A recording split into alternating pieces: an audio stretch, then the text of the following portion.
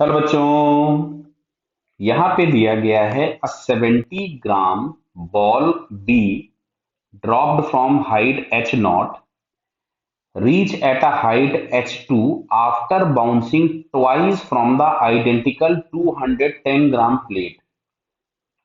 The plate A rests directly on the hard ground while the C rests on the foam rubber mat. Clear है? Find the height h1 of the ball after first bounce. Clear?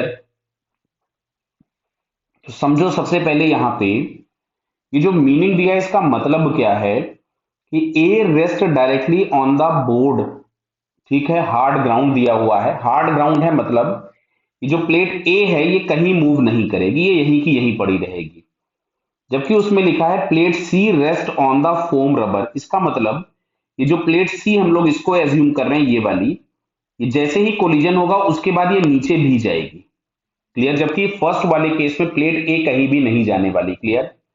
तो सबसे पहले जो first time hitting है उसको हम लोग लिख देते हैं, तो याद आएगा under root of 2GH0। Conservation of energy से आप निकाल लीजिएगा इसको।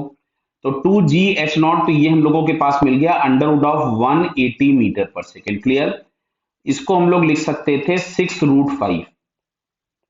ये आ गया 6√5 मीटर पर सेकेंड। 36 इंटू 5 लिखोगे 36 का रूट आ गया। अब ये H2, तो जब ये बॉल यहां से रिबाउंस की है ऊपर की तरफ में, तो इसको मान रहे हैं किसी वेलोसिटी v2 से रिबाउंस की है और वो h2 हाइट तक गई है, तो ये आपके पास हो गया अंडर रूट ऑफ 2GH2। अब यहाँ पे h2 की वैल्यू पुट कर दीजिए। h2 दिया है 0.25 मीटर, तो 0.25 मीटर ये आपके पास आ जाएगा रूट ऑफ 5 मीटर पर सेकेंड। ये हमारे पास आ गया v2। क्लियर? अब सबसे पहले तो यहाँ जो फर्स्ट टाइम यहाँ पे हिट किया है वो v0 से हिट करेगा और फर्स्ट टाइम ये रिबाउंस हुआ है, तो इसको हम लोग यहां पे मान लेते हैं किसी भी v1 से रिबाउंस हुआ। तो E बराबर हम लोग यहां से लिखेंगे रिबाउंसिंग अपॉन हिटिंग। तो यहां से जो रिबाउंसिंग स्पीड आ रही है वो आ रही है E टाइम्स v0। क्या बात क्लियर हो रही है? अब सुनो अच्छा वापस से। जब ये बॉल यहां नीचे आई होगी सेकेंड टाइम कोलिजन के लिए, तो लौट के ये v1 स्पीड से ही आएगी। बराबर है? मतलब अब अगर हम यहां मान लो E लिख लेते हैं, पहले हम E लिख लेते हैं, तो यहां से मिलेगा रिलेटिव वेलोसिटी बिफोर कोलिजन, तो ये आ गया v1। और आफ्टर कोलिजन के नाम पे देखो ये बॉल जाएगी v2 से ऊपर जो कि हम निकाल चुके हैं, और प्लैंक जाएगा नीचे, तो इसको हम कुछ भी v3 लिख देते हैं और दोनों अपोजिट डायरेक्शन में, तो it becomes v2 plus v3। Clear? तो अब अगर हम v1 को इधर ले जाएं तो ये होगा e v1 is equals to v3 plus v2, और v2 हम लोगों के पास था √5। लिख दूं मैं? बराबर।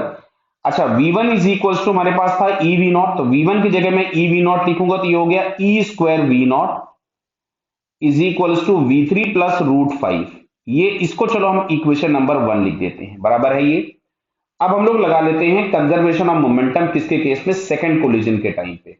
और हम लोग इंटरेस्टेड v1 फाइंड करने में है, क्योंकि हम लोगों से बोला था कि पहले इंपैक्ट के बाद वो कितना हाइट तक गया है, that depends only on v1। तो जो h1 हाइट तक मान लेती है अगर ये कहीं गई होगी, तो जो v1 हम लोगों के पास आ रहा है, v1 जो भी आएगा उसको हम लोग लिख देंगे under root of 2GH1। Clear? अभी चलते हैं हम लोग आगे।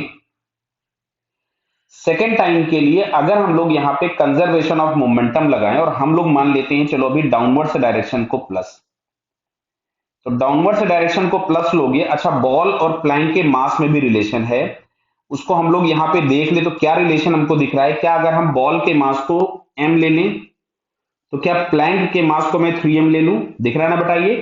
तो मैं बॉल के मास को m लूंगा और प्लैंक के मास को 3m। थोड़ा कैलकुलेशन आसान हो जाता है, अदरवाइज आप वैल्यूज पुट करते रहिए, बड़े बड़े कैलकुलेशन करते रहिए। तो कंजर्वेशन ऑफ मोमेंटम हम लगा रहे हैं वर्टिकल डायरेक्शन में, तो हम लोगों ने लिखा है m इंटू v1।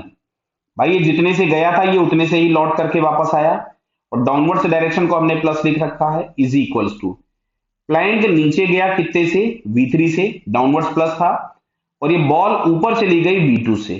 क्या दिख रहा है? बताइए। बॉल ऊपर की तरफ में चली गई v2 से, ये दिख रहा है ना? बॉल ऊपर गई v2 से और प्लैंक नीचे आया v3 से, तो डाउनवर्ड प्लस लिया था इसलिए मैंने प्लैंक का मोमेंटम प्लस लिखा, उसको माइनस, इससे हमने m से m उड़ा दिए।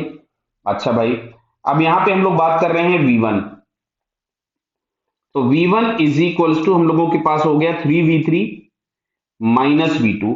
तो V3 हम गायब कर दे, क्योंकि V3 से हमको कोई लेना देना है नहीं, हम लोगों को V2 भी पता है, सारी चीजें पता है। तो इस फर्स्ट इक्वेशन से अगर मैं V3 निकालूं तो क्या V3 इज इक्वल्स टू, आप लिखना पसंद करेंगे ई स्क्वायर वी नॉट माइनस √5। देख लेना आराम से बेटा, कुछ गड़बड़ मत कर देना प्लस माइनस का। तो यहां से मिलेगा V1 और 3V3, और V3 की जगह हमारे पास आ रहा था E square V naught minus of √5, और V2 की जगह पे हम लोगों के पास V2 भी √5 था, V2 तो √5 था ना, इस V2 की जगह पे हमने √5 लिख दिया।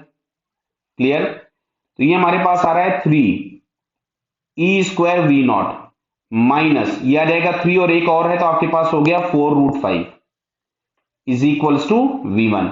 अच्छा, V1 की जगह मैं लिख देता हूं ई वी नॉट, लिख दूं मैं?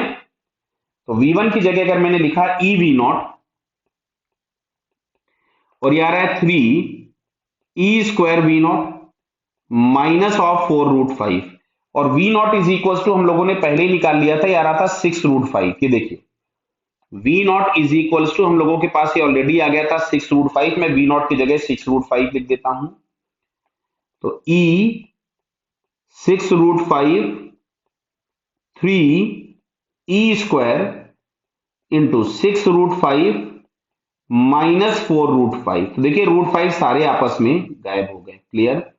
अब इसको अगर हम लोग थोड़ा सा और लिखें तो ये मिल रहा है हमको 18 ई स्क्वायर, ये दिख रहा है बताइए, और इसको भी मैं उधर ही ले गया तो ये हो गया minus of 6e minus of 4 is equals to 0। दिख रहा है ना बेटा? आराम से देख लो, सही लिखा है, कुछ कैलकुलेशन गड़बड़ मत कर देना।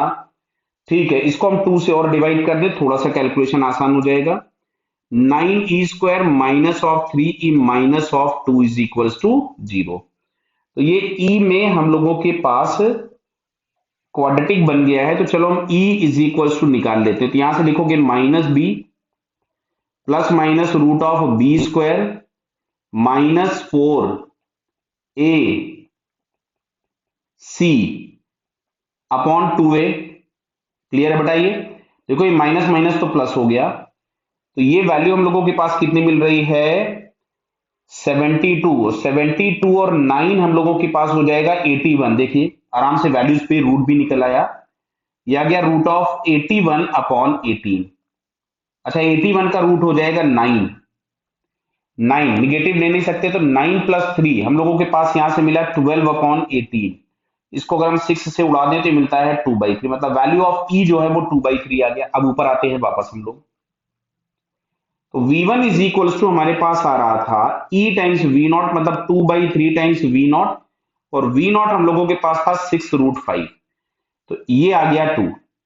तो फाइनली यहां से जो V1 हमारे पास ये आया 4√5, और इस V1 को हम लोगों ने पहले बोला था कि हम लोग लिख देंगे 2 ये √2GH1। तो V1 की जगह हमने लिखा √2GH1 is equal to 4√5, square कर दीजिए, तो 2 into 10 into H1 is equal to 16 into 5। Clear है? तो इससे अगर हम इसको 2 टाइम्स उड़ा दें, 2 इंटू 2 4 से 16 को उड़ा दें, तो ये हम लोगों के पास मिला 4 मीटर। तो जो आपको पूछा गया था फर्स्ट रिबाउंड के बाद हाइट क्या होगी, तो दैट इज 4 मीटर। क्लियर बेटा? Okay, all the best.